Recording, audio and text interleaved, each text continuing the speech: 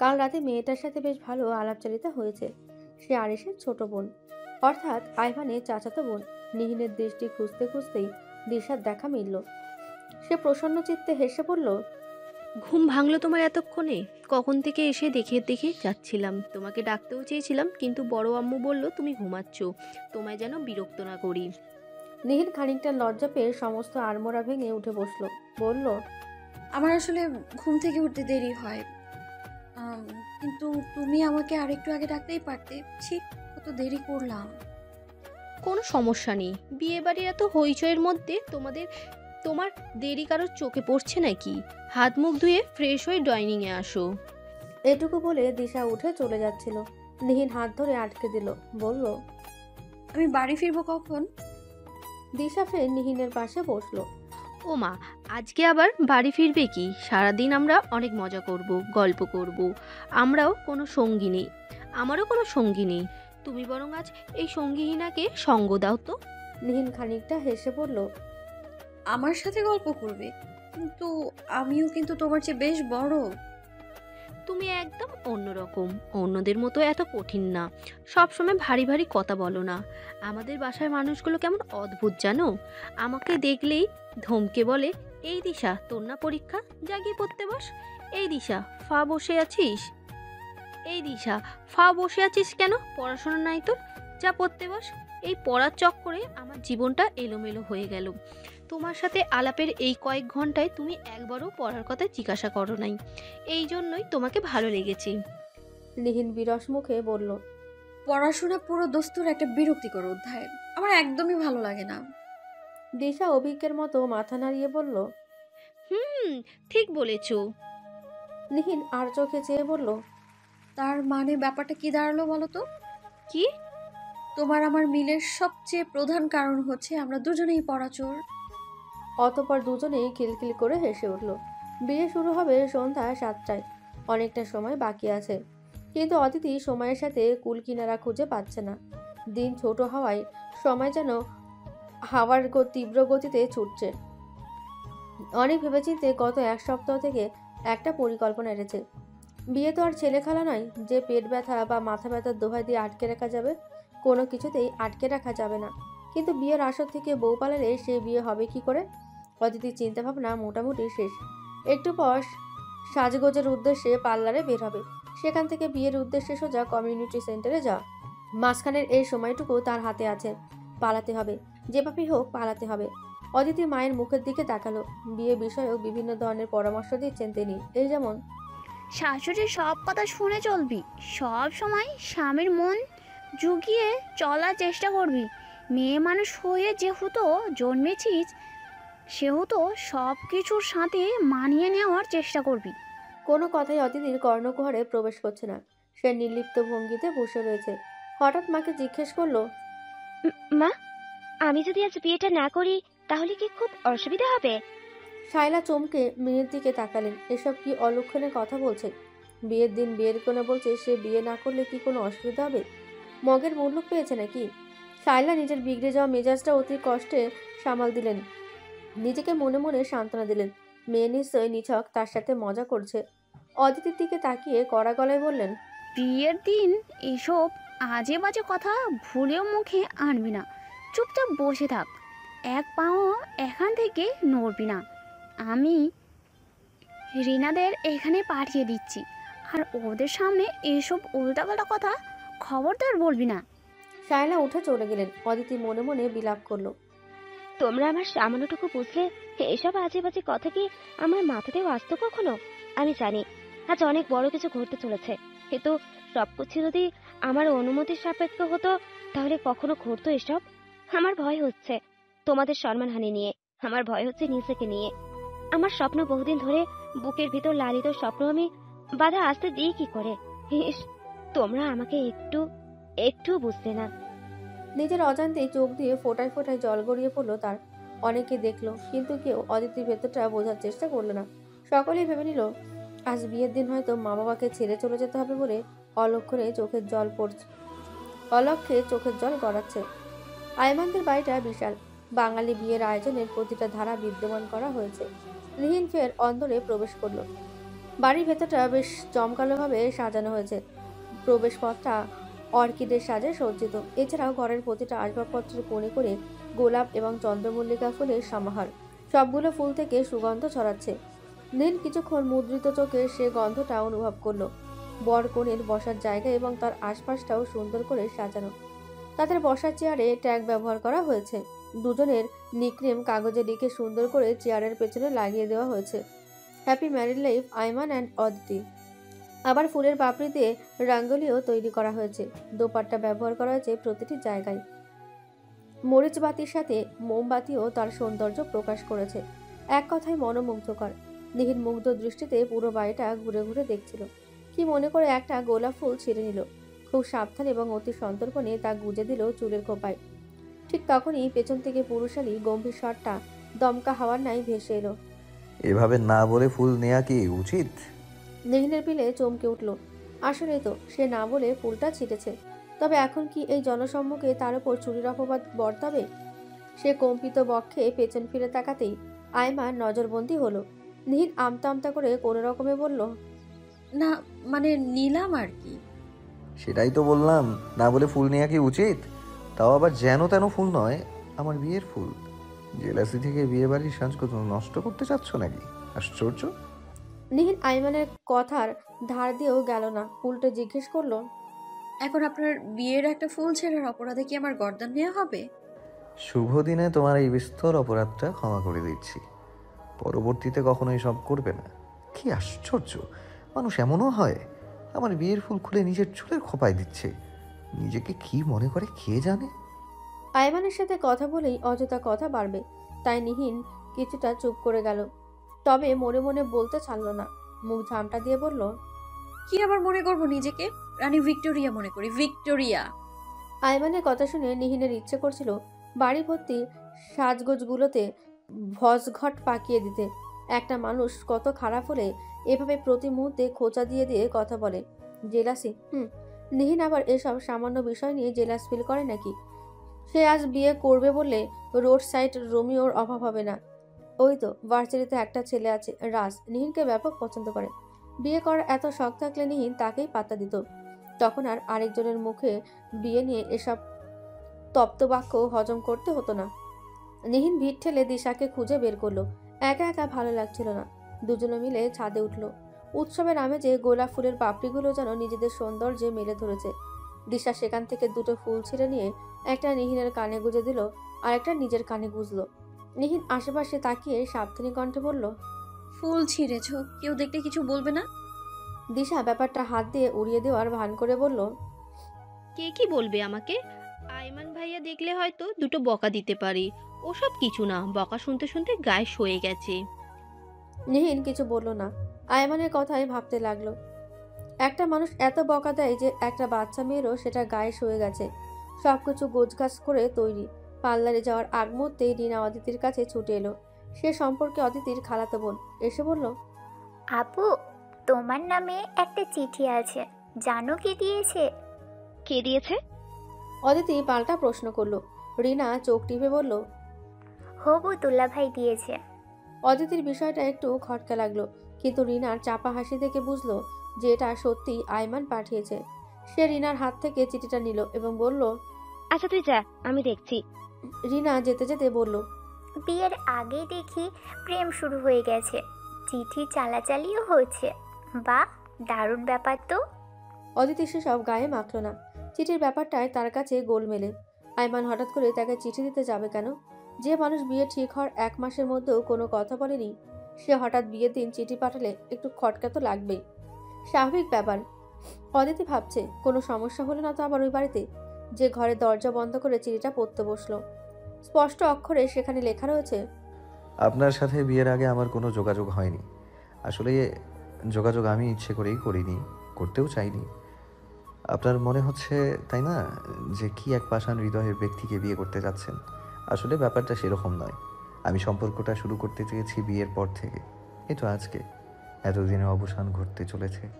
আপনি নিজেও আমার সাথে যোগাযোগ করেননি, তবে কি আমার মতো আপনারও একই ধ্যান ধারণা? হলে ভালো হবে, সম্পর্কের রসায়নটা ভালো জমবে।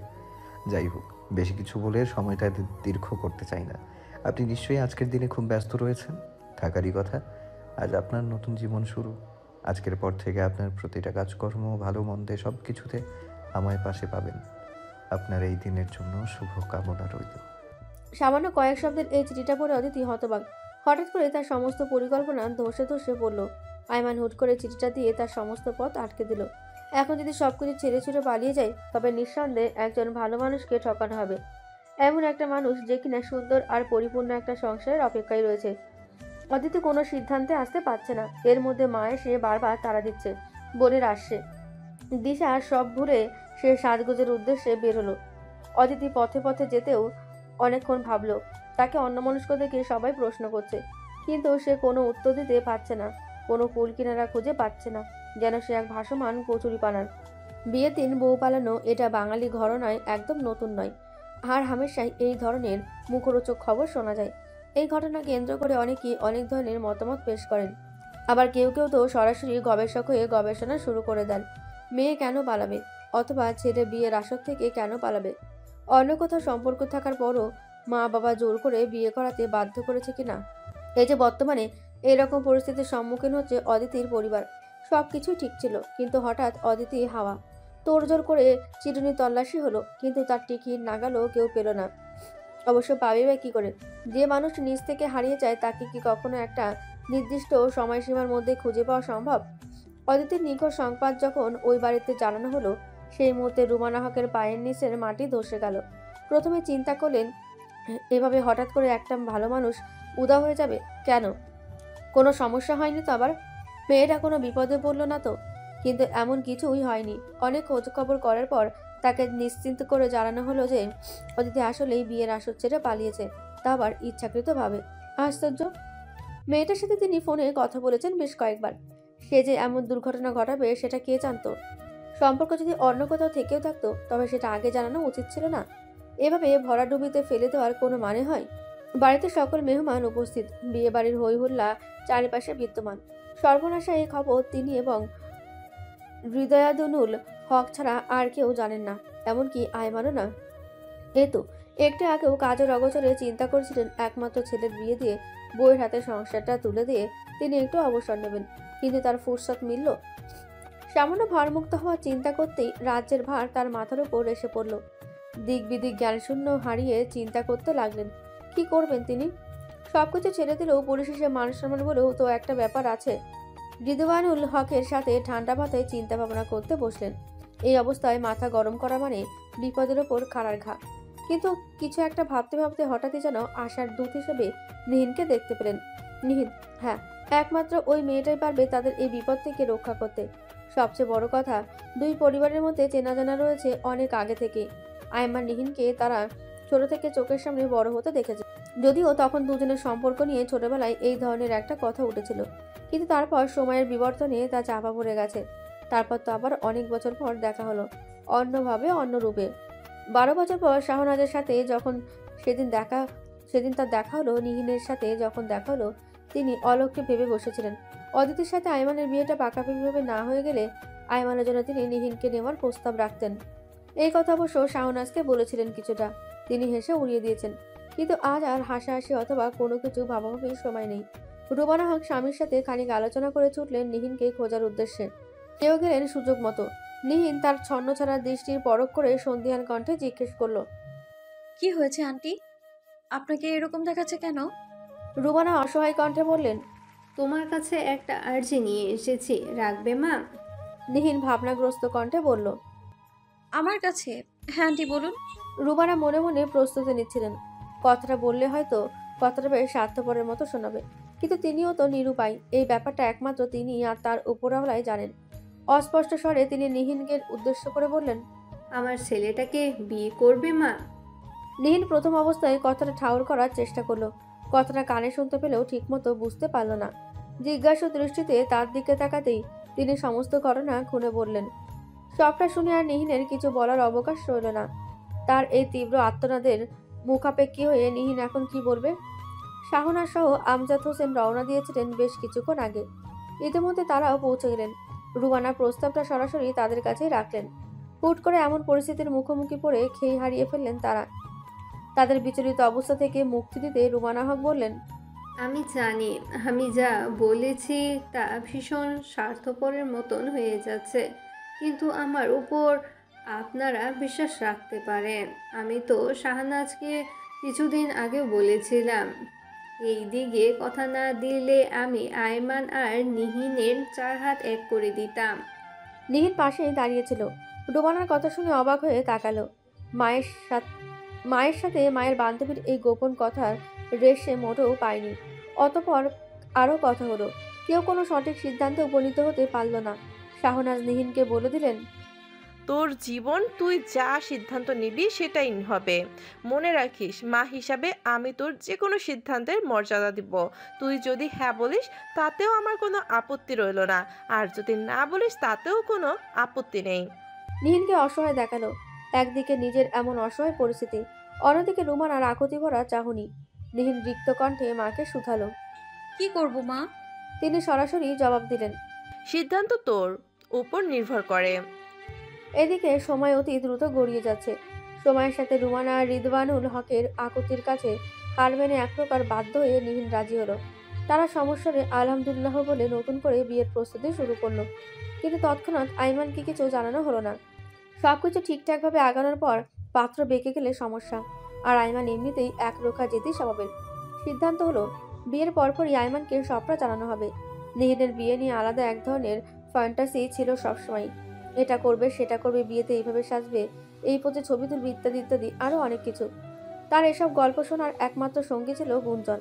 এখন নিহিনের বিয়ের খবর শুনে ভীষণ কষ্টটাও সেই পেয়েছে। বারবার বলছিল, কোনো সম্পর্ক ব্যতীত এভাবে বিয়ে কি সুখের হতে পারে?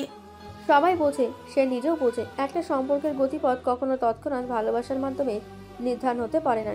ধীরে ধীরে একটা সম্পর্ক এগোবে, সাথে মায়া, তারপর অভিযোগ, অভিমান, কিছুটা অনুযোগ এবং সবশেষে ভালোবাসা। রুমানাকে বেশ খুশি খুশি লাগছিল, যেন তিনি মনে মনে এমনটাই চেয়ে এসেছিলেন। নিহিনের ভাবগতি বোঝা যাচ্ছে না।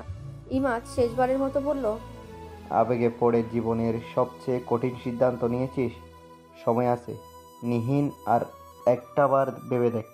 নিহিন ভাবতে চায়, কিন্তু তার মস্তিষ্কে ভাবনার অনুভূতি ক্রমশূন্য হয়ে আসছে। সে যতই ছটফট করুক না কেন, যতই কঠিন কথা বলুক না কেন, তার মনটা কি কঠিন? এ তো তুলোর চেয়েও নরম, পানির মতো স্বচ্ছ। কি করে ফিরিয়ে দেবে তীব্র আকুতি, অনুরোধ আর আকাঙ্ক্ষা? রুমানা হক নিজের বিয়ের শাড়ি গয়নাগুলো নিহিনকে দিলেন। সবটাই নিজ হাতে সামলালেন। ঘর ভর্তি এত মানুষ, কাউকে কিছু বুঝতে দিলেন না। বুঝতে পারল না নিহিনের সাথে সর্বক্ষণ লেপ্টে থাকা দিশাও। তারপর ঠিক 7টা 15 মিনিটে বিয়েটা হয়ে গেল। নিহিনের কাছে হ জ র ল ব হলেও আপাত দৃষ্টিতে বাকিদের কাছে সব ঠিকঠাক। মাথায় এক হাতে ঘোমটা দেওয়া কোণে মনে মনে প্রহর গুনছে। এই তীব্র শীতেও সন্ধ্যায় ঘেমে এনে একাকার হচ্ছে। এরকম পরিস্থিতিতে কখনো পড়তে হয় নাই না। আয়মান পাশে বসা তার নববধূর উসকুস ঠিকই টের পেয়েছে। মিনমিন করে একবার জিজ্ঞেস করলো, আপনার কি সমস্যা হচ্ছে? গরম লাগছে? নীল মাথা ঝাঁকিয়ে নেতিবাচক জবাব দিল। তারপর আর কেউ কিছু বলল না। আয়মান আশেপাশে সবাইকে দেখছিল। গুঞ্জনকে নববধূর আশেপাশে সবচেয়ে বেশি লক্ষ্য করা যাচ্ছে। অদূরে মা ও শাহনাজানটিকে গল্প করতে দেখা যাচ্ছে। আয়মান আশ্চর্য হলে এই ভেবে যে অদিতির বাড়ির কাউকে এখনো পর্যন্ত দেখতে পায়নি। ওরা সব কোথায়?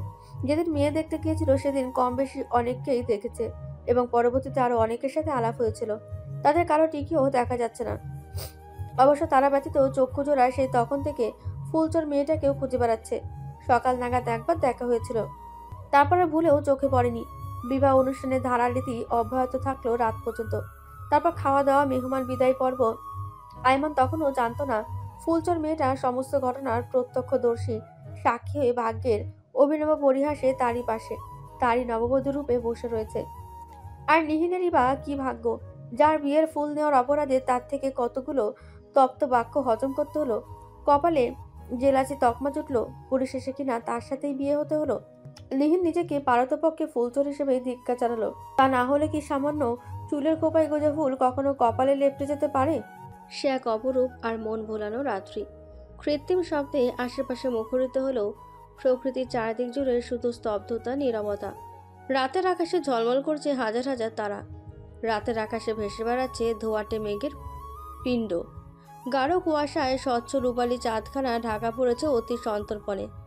আকাশে মেঘ ভেসে বেড়াচ্ছে আর চাঁদের আলো তীব্র অধিকার নিয়ে প্রকৃতিতে বিস্তার করছে। চাঁদের স্নিগ্ধ আলোয় সবকিছুই কেমন যেন মায়াবী দেখাচ্ছে। এমন মায়াবী আর মোহনীয় রাতে কখনো মন খারাপ থাকতে হয় না। তবু অলক্ষে কিছু কারণে ঘুরে ফিরে সেই মনটাতে বিষণ্ণতা এসে ভীষণ ঘটা করে আঁকড়ে ধরে। তখন চারিদিকে আলো ঝলমল করলেও আর মন ভালো হয় না। পৃথিবীর সমস্ত সৌন্দর্য পায়ের কাছে এসে গড়াগড়ি খেলেও মনের বিন্দু পরিমাণ পরিবর্তন হয় না।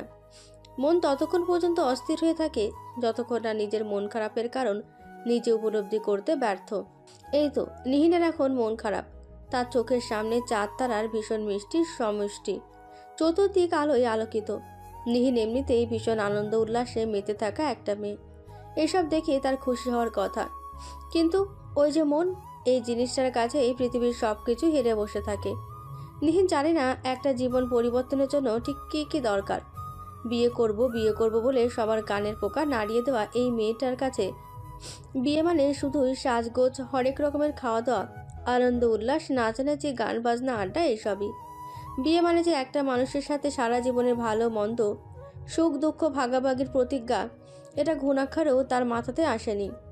সে বর্তমানে বসে রয়েছে নাম না জানা কতগুলো লতায় পাতায় ঘেরা একটা বারান্দার মাঝ বরাবর অবস্থান করা দোলনাটায়। মৃদু বাতাসের সাথে সাথে হঠাৎ দরজার সামান্য আওয়াজ কানে ভেসে এলো। নিহিন উঠে দাঁড়িয়ে বারান্দার দরজা ঘেঁষে দাঁড়ালো। আয়মান এসেছে।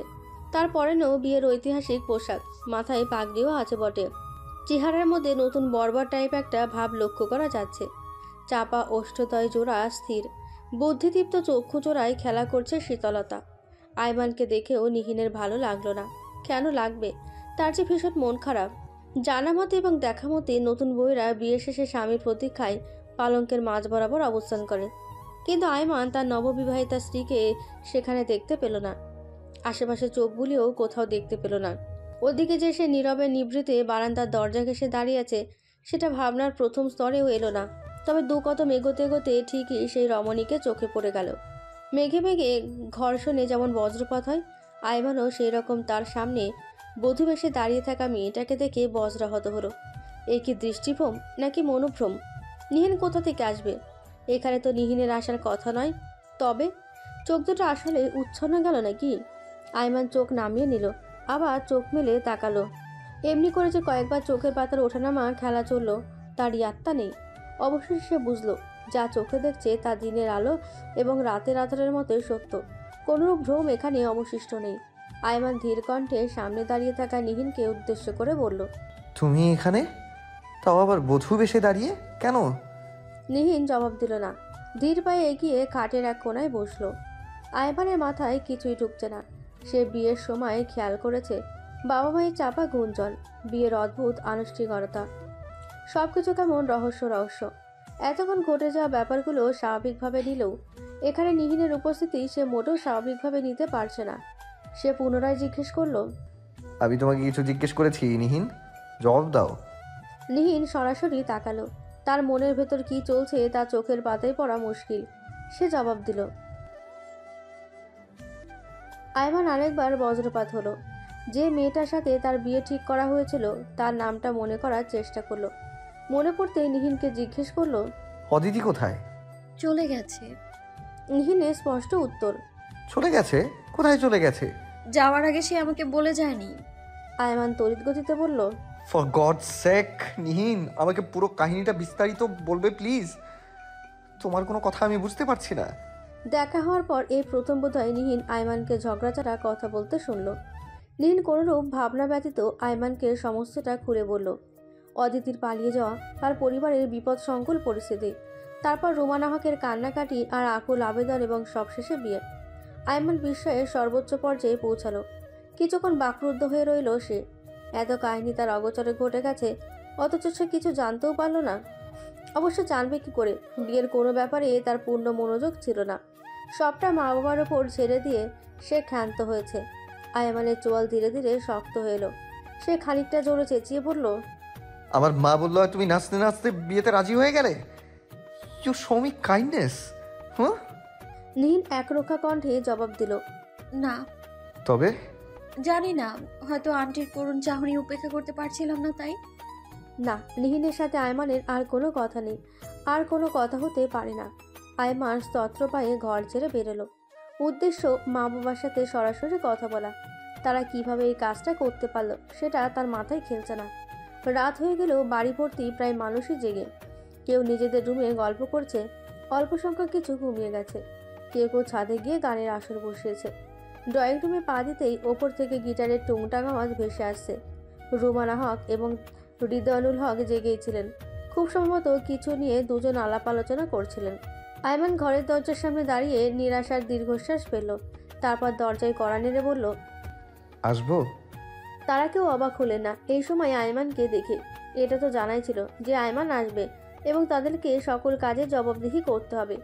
অবশ্য তারাও প্রস্তুতি নিয়েই ছিলেন। রুমানা হক বললেন, হায়, অনুমতি নেওয়ার কি আছে? আয়মান ভেতরে ঢুকে মা বাবার দিকে এক পলক তাকালো, তারপর স্থির কণ্ঠে বলল, তোমাদের কি মনে হচ্ছে না তোমরা অবিবেচকের মতো কাজ করেছো? যাই হয়ে যাক না কেন, তোমরা কি একবার আমার মতামত নিতে পারতে না? আমি কি মরে গেছিলাম? দুটো জীবনের চেয়ে তোমার কাছে সম্মানটাই বেশি হয়ে দাঁড়ালো। রুমানা একটা দীর্ঘশ্বাস ফেললেন। রিদওয়ানুল হক বললেন, 2 মিনিট চুপচাপ বসে ঠান্ডা মাথায় আমাদের কথা শোন। মা বাবা হিসাবে আমরা কি সন্তানের খারাপ চাইবো? কথার মাঝে আয়মান পাল্টা প্রশ্ন করলো। ভালোটা চাইলে কই? রুমানা হতভম্ব হয়ে বললেন, এটা তুই বলতে পারলি আয়মান? এই কথা কিভাবে বলতে পারলি তুই? আয়মান খানিকটা বিরক্ত হয়ে বলল, মা প্লিজ কথা ঘুরিও না। তোমরাই তো শিখিয়েছো একটা সম্পর্কের ভার অনেক কঠিন। আর এই সম্পর্কের কোনো পিছু টান বা বাস্তবিক অর্থে কোনো টান রয়েছে, তবে ভারী সম্পর্কে বহন করব কিভাবে? তোমরা আমাকে একটা দায়ের মধ্যে ফেলে দিলে, তাই বলে নিহীন? একটাবার ভেবে দেখো তো, সবার কাছে আমি ছোট হয়ে গেলাম না? তুই ব্যাপারটা অনেক জটিল করে ফেলেছিস। ব্যাপারটা আসলেই জটিল মা। একটা দীর্ঘশ্বাস ফেল আয়মান। আয়মান এখানে আসার কিছুক্ষণ বাদে নিহিনও পিছু নিয়েছিল। এতক্ষণ দরজায় দাঁড়িয়ে আড়াল থেকে সবটাই শুনছিল। হঠাৎ আয়মানের চোখে পড়ে গেল। আয়মান বিরক্তি নিয়ে তীক্ষ্ণ কণ্ঠে নিহিনকে উদ্দেশ্য করে বলল, এই যে আসছেন আর এক মানব দরদি। কে বলেছিল যেটা আমার উপকার করতে? আমি কখনো বলেছি? রাস্তাঘাটে বিপদে আপদে অনেক মানুষ পড়ে আছে, দরদ দেখাতে হলে তাদের উপরে গিয়ে দেখাতে। নিহিনকে যেহেতু সবাই দেখে ফেলেছে তাই সে পিছু উঠল না, ভেতরে এসে দাঁড়ালো। দরজায় দাঁড়িয়ে কিছু কথা গুছিয়ে রেখেছিল বলবে বলে, কিন্তু সবার দৃষ্টিতে সব গুলিয়ে গেছে। তবুও সে নিজেকে যথাসম্ভব স্বাভাবিক রেখে বলল, এত চেঁচামেচি করার কি আছে? আমি যা করেছি তাতে কি আমি কোনো কাউকে দোষারোপ করেছি? আমার ভাগ্যে যেটা লেখা ছিল সেটাই হয়েছে। সেটা ভালো হোক কিংবা মন্দ, আমি তো কাউকে কখনো দোষ দিব না। যদি এই বিয়ের মাধ্যমে পৃথিবীর সবচেয়ে খারাপ ঘটনাও আমার সাথে ঘটে, তবু আমি সেটা হাসি মুখে মেনে নিতে পারবো। কারণ আমি জানি যা ঘটেছে তার সম্পূর্ণ দায় আমার, শুধুমাত্র আমার এবং আমারই। আয়মান জবাব দিল, নিজের উপর সকল দায় নিয়ে কি আমার উপর থেকে দায়ের ভার নামাতে পারবে? আর যেটা হয়েছে তার জন্য সবচেয়ে বেশি অপমানিত কে হয়েছে? আমি। তোমার কাছে, তোমার পরিবারের প্রতিটা মানুষের কাছে ছোট হলাম। তারা কি এক মুহূর্তের জন্য ভাববে না চাপে পড়ে মেয়ের বিয়ে দিয়েছি, অথবা বাধ্য হয়ে মেয়ের বিয়ে দিয়েছি? এই দায় থেকে আমাকে মুক্ত কিভাবে করবে? এর জবাব নিহিনের কাছে নেই। সে উপস্থিতেই সকলের দিকে তাকাচ্ছে। এটা ঠিক যে নিহিন বিয়েতে রাজি হয়েছে এক প্রকার জোরাজুরি এবং আর্তনাদের চাপে। বিয়ে যেহেতু হয়ে গেছে তখন আর কি করার আছে? হয় মেনে নিতে হবে, নয়তো ছেড়ে দিতে হবে। আপাতত তার মাথায় মেনে নেওয়া বা ছেড়ে দেওয়ার কোনো বিষয়ে কাজ করছে না। একটু ঘুম দরকার। আজ দুপুর থেকে এই পর্যন্ত ভীষণ বাজেভাবে ধকল যাচ্ছে তার ওপর। নিহিন ঘর ছেড়ে বের হবে তার আগে বড় বড় পা ফেলে আয়মান ঘর ছেড়ে বের হলো। রুমানা পিছু পিছু ছুটলেন। রিদওয়ানুল হক যাওয়ার আগে নিহিনকে উদ্দেশ্য করে বললেন, মা তুমি ঘরে যাও, গিয়ে একটু বিশ্রাম নাও। আর হ্যাঁ, একদম চিন্তা করো না, এই দিকটা আমরা সামলে নিচ্ছি। নিহিন মাথা নাড়িয়ে সম্মতি জানালো। তারপর তিনিও ছুটলেন। আয়মান ঘর থেকে চাবি নিয়ে নিচে নেমে সোজা গ্যারেজ থেকে গাড়ি বের করেছে। এই বয়সে মা বাবা কি আর এমন দামড়া ছেলের সাথে দৌড় প্রতিযোগিতায় জিততে পারে? হাঁপাতে হাঁপাতে নিচে নেমে আয়মানকে জিজ্ঞেস করলেন, এত রাতে যাচ্ছিস কোথায় বাবা? যেখানেই যাই না কেন এই বাড়িতে আর এক মুহূর্তও নয়। আয়মানের সহজ স্বীকারোক্তি। মা কিংবা বাবা আর কেউ কোনো কথা বলার সুযোগ পেলে না। আয়মান গাড়ি স্টার্ট দিল এবং সাই সাই গতিতে বেরিয়ে গেল। ওপরে বারান্দা থেকে নিহিন সবটাই লক্ষ্য করলো।